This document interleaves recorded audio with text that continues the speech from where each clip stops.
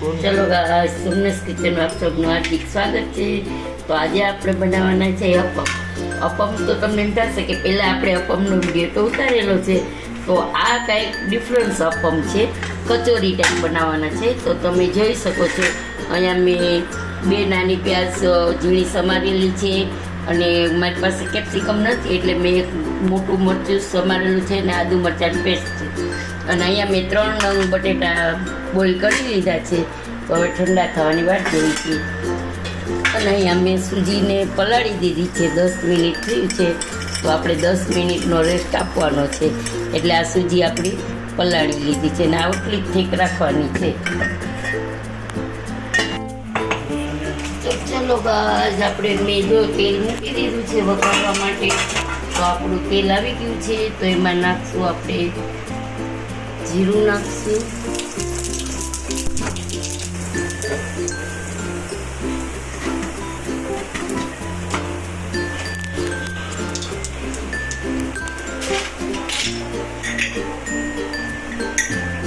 અને જરા હિંગ નાખશું.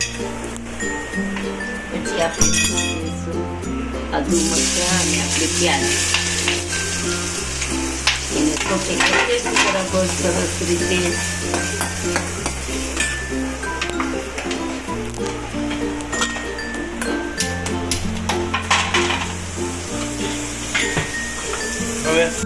આપણી ડુંગળી એકદમ સોતે થઈ ગઈ છે સરસ. હવે આપણે આમાં બેઝિક મસાલા ઉમેરી દઈશું. ધાણા જીરું છે, જરા હળદર છે, અને આ લાલ મરચું પાવડર છે. તીખું તમે જેટલું ખાઈ શકતા હો, કોઈને એકદમ સ્પાઇસી હોય તો સ્પાઇસી બનાવવાનું. નિમક સ્વાદ અનુસાર. આપણે અહીંયા આ બટેટાના ભાગનું નાખીએ છીએ.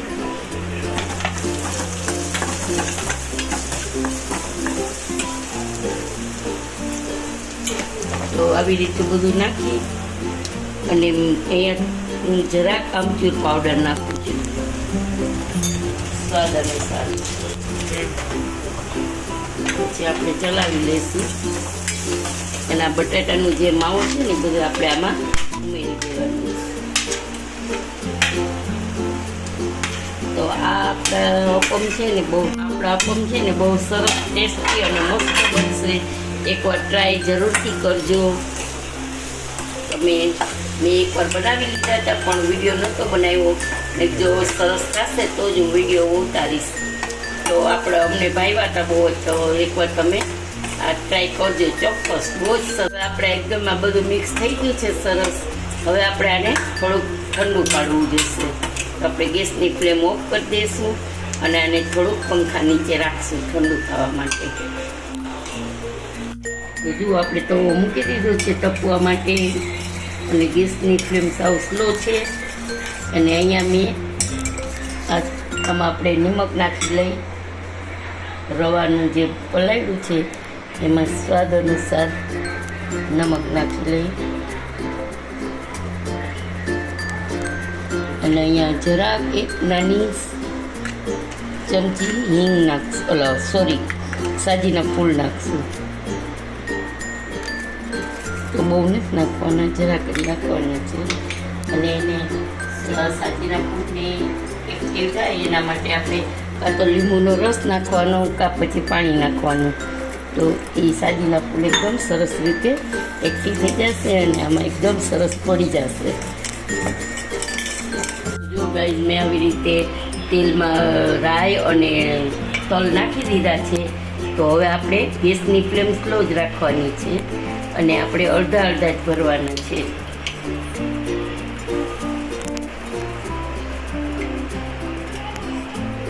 આખા નથી ભરવાના.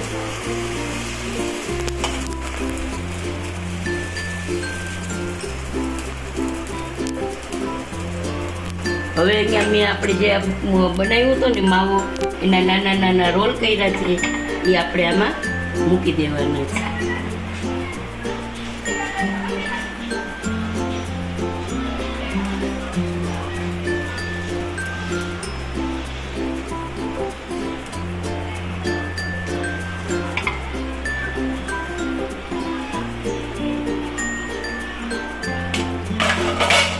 રીતે બધા આપણે ગોળા વાળી અને આમાં મૂકી દેવાના છે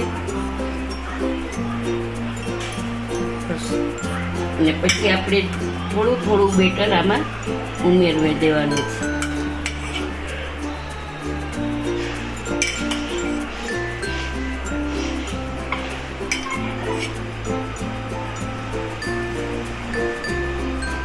કવર કરી દેવાનું છે સરસ મજાનું.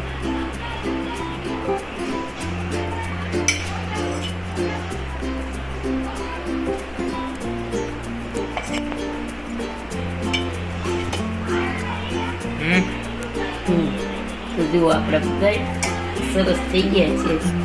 હવે આપણે એને ઢાંકી દઈશું.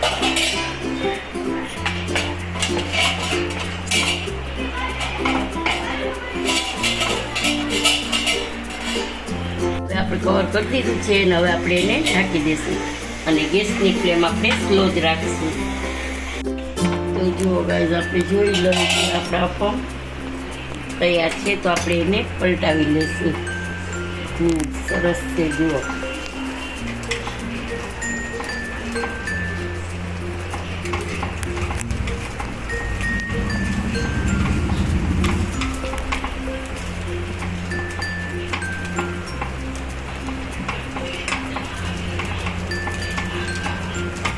તો હજી આપણે આ છે ને થોડોક વચ્ચેના થઈ ગયા છે, કોરેના નથી થયા થોડા. તો આપણે જોઈને થઈ ગયા હોય એટલા કરીએ. હજી કોરના બાકી છે તો પાછા ઢાંકી દઈશું આપણે.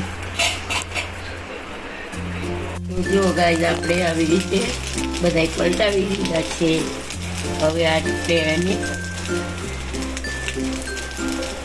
એક બાકી છે, થોડુંક પીવું છે, પછી આપણે આને કવર કરી દઈશું હવે પાછું. એટલે આનો અપમની તવો છે ને એ થોડી વારે બધે એ બાજુ સાઈડ ફેરવવો પડે આવી રીતે. આમ ત્યારે થાય ને તો જે છેલ્લા હોય ને એને વાર લાગે ને આગળના વચ્ચેના બળી જાય એવું થાય. એટલે તમે કરો ને ત્યારે એ ખાસ ધ્યાન રાખવાનું. તો હવે આપણે એને ધીમા ગેસે થવા દઈએ 5 મિનિટ. જુઓ આપણા અપમ રેડી છે. એટલે હવે આપણે એને આવી રીતે બધા એકી સાથે જ આમ પલટાવી લઈશું સારી. તો હવે બધા આપણે અપમ રેડી છે જુઓ. અને અહીંયા રોહનભાઈને ચા પીવી છે તો ચા મૂકી છે મેં.